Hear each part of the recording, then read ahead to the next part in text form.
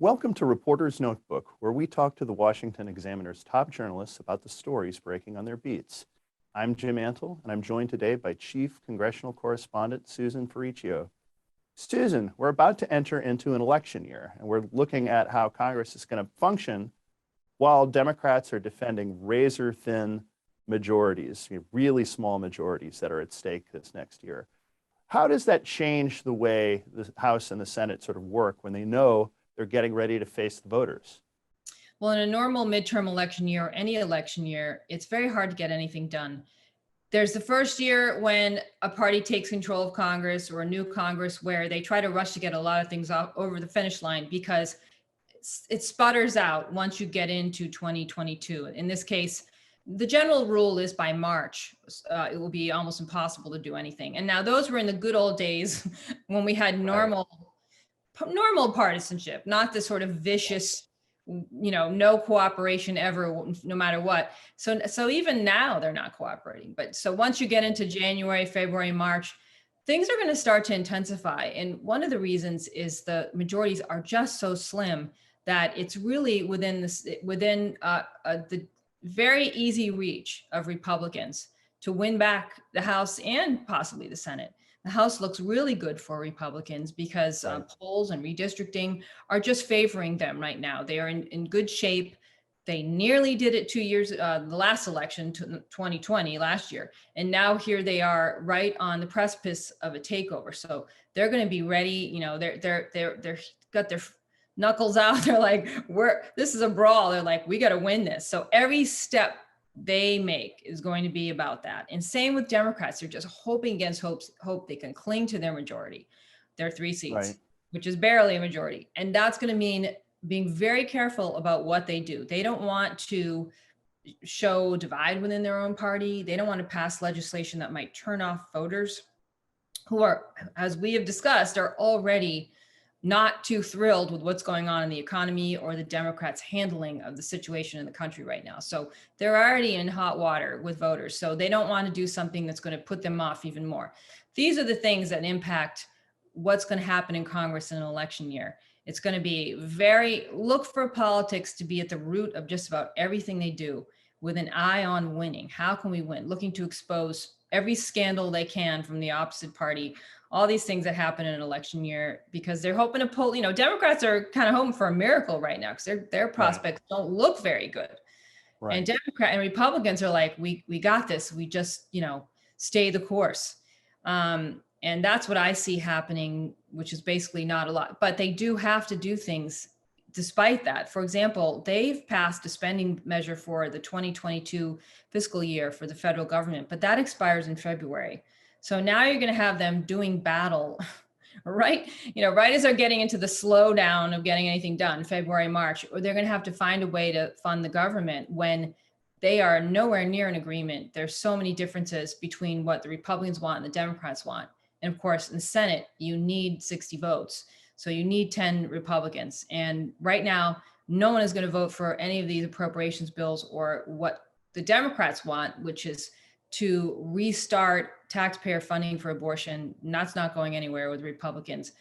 Other things, they've totally cut back on border security while the borders being flooded with illegal immigrants and overwhelmed. They've not put defense and domestic spending on even ground. So you have much more domestic spending and far less defense spending. That's a no-go with a lot of Republicans. Meanwhile, they're going to just have to renew this fight over and over. So I see next year as fighting over spending.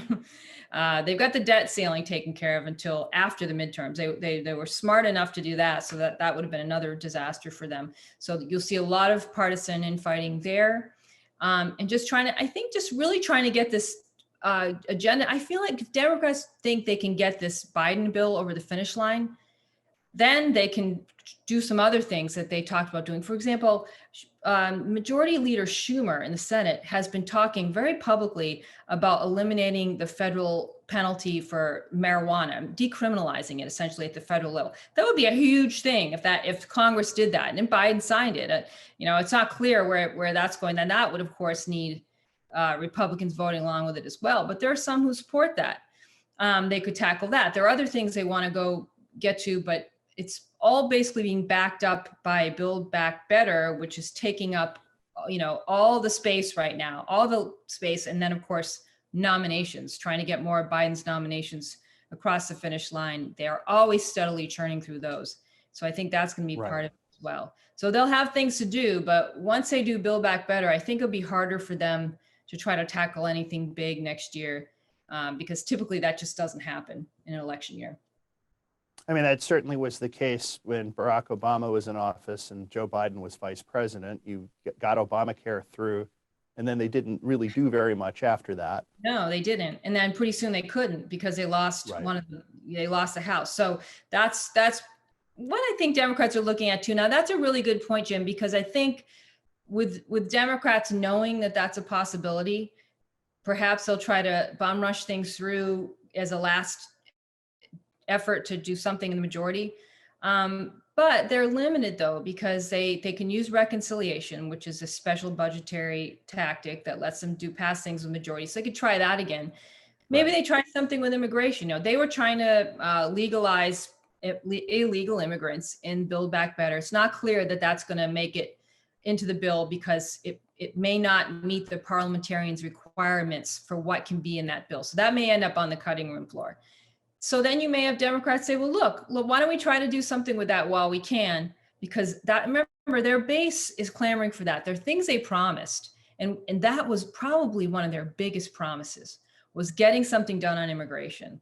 Right. And you're trying to do it in reconciliation, but time after time, their efforts have been rejected by the parliamentarians, saying, no, you cannot put a pathway to citizenship. And the reason is it doesn't have a relevant and significant budgetary impact. They've tried to create one. For example, Build Back Better was 1.75 million. Well, now it's 1.85 trillion rather. They've added 10 trillion for the legalization of people who are, a lot of workers who are now living here legally. That's their hope, that will help make it across the finish line. But, typically the immigration stuff doesn't make it. So it's possible they will try to tackle that.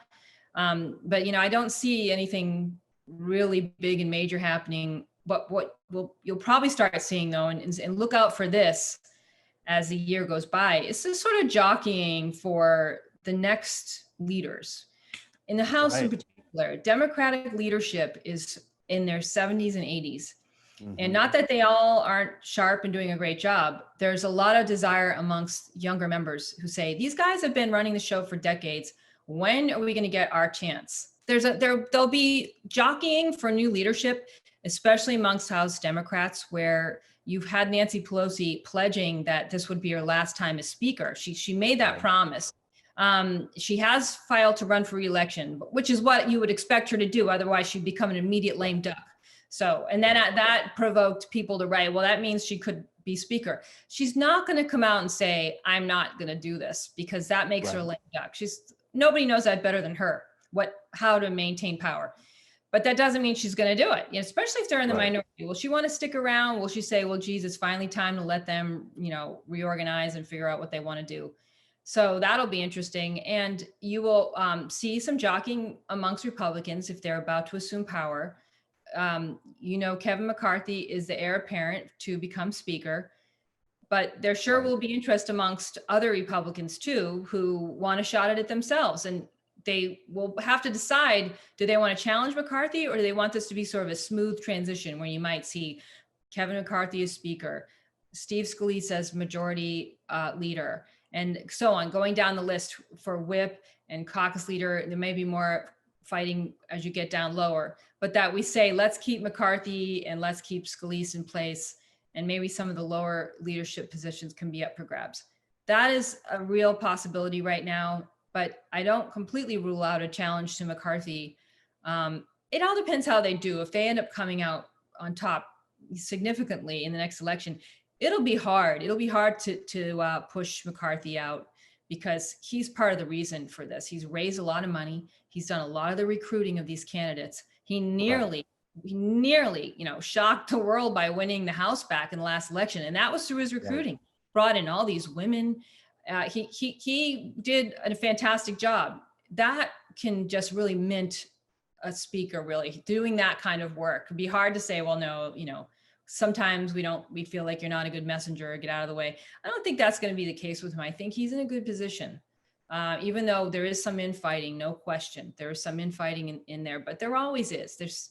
You're never going to have a party without infighting, especially when they're either in the majority or on the verge of being in the majority. That's right. just a natural part. They're not a monolithic thing. You know, there are different people with different views, and they fight amongst themselves. We definitely have seen that with Democrats. We'll see it with Republicans too, if they take control. So those are two leadership areas that I'm going to be watching very closely. Over on the Senate side, I think Chuck Schumer is safe. And I also think if Mitch McConnell wants to stick around as minority leader or majority leader again, I feel like he's pretty safe too. I haven't heard a lot about people trying to push either of these guys out or whether they would want to leave themselves voluntarily, retire, or whatever. So I think that the more exciting leadership jockeying that we'll see in and around the election, and of course, right after, will be in the House for both parties. It'll be really fun to watch. And maybe a Republican senator or two who's looking ahead to the election after next year's election. Well, of course. And now all the jockeying for the presidential election, it literally starts the day after the election we just had. There are all kinds of people, you know, you'll see so many candidates, so many people being talked about running right now. And of course, everyone is talking about Governor Ron DeSantis. He's sort of like the top candidate if it's not going to be Trump. Right. But you'll see the usual suspects pop up: Rubio, Cruz, others, you know, Hawley, Cotton, all the names have popped up for Republicans who have really been vocal this past year, who may consider running. And of course, it all depends. What's Trump going to do? Does anyone really want to run against him if he says he's going to run? I'm sure some will. I'm sure I don't rule that out. But say Trump says I'm not running. Well, get out of the way. Get out of the way. There's going to be a big difference. The stampede to run for president from these senators is going to be dangerous. You know, dangerous stampede. But if he is running, I don't. You know, does Rubio really want to run against Donald Trump again and go through that? You know, this maybe ambitions die hard. These ambitions die hard. But, I don't know. What do you think? Do you think these guys will run against Trump? I think Trump completely clears the field if he gets in. That's not to say that I don't think there are going to be some other people who'll get in, but they may be people who are anti-Trump. Yes. They're not going to be necessarily the most ambitious people. You might have one or two people who think that they can somehow succeed where the other 16 guys and gals in 2016 failed. Right. But I think a lot of the people like Marco Rubio and Ted Cruz, who have, I think, a pretty good feel of where the Republican base is at, I don't think they're going to try it. I think you're exactly right. And just they know where the voters are at. And I think, you know, Ron DeSantis does too. My opinion of that is that, you know, Trump needs to decide, does he want it to be him or does he want it to be DeSantis? Mm-hmm. And I'm wondering, is he going to just step out of the way and kind of anoint DeSantis, or is he going to ask him to be his running mate? You know, if he does run, I don't think Pence is going to appear in the picture. So that's a fascinating thing. And that's what everybody in the Senate is waiting for, all the potential candidates. You know, Trump is sort of the big thing in the room right now that everybody is factoring in when they're thinking about this. So that's going to be very, very interesting. Of course, the Democratic field, that's absolutely going to depend on whether Biden decides to run and how many senators from the Democratic side who may decide to run. That's a big deal too. And of course, yes, what role the vice president plays, you know, does she run? All these things are, I think, you know, really interesting. It could be a really wide open presidential election. It should be a fun year. Absolutely. Thank you, Susan. You Thanks can read Susan and the rest of our political team's coverage at WashingtonExaminer.com.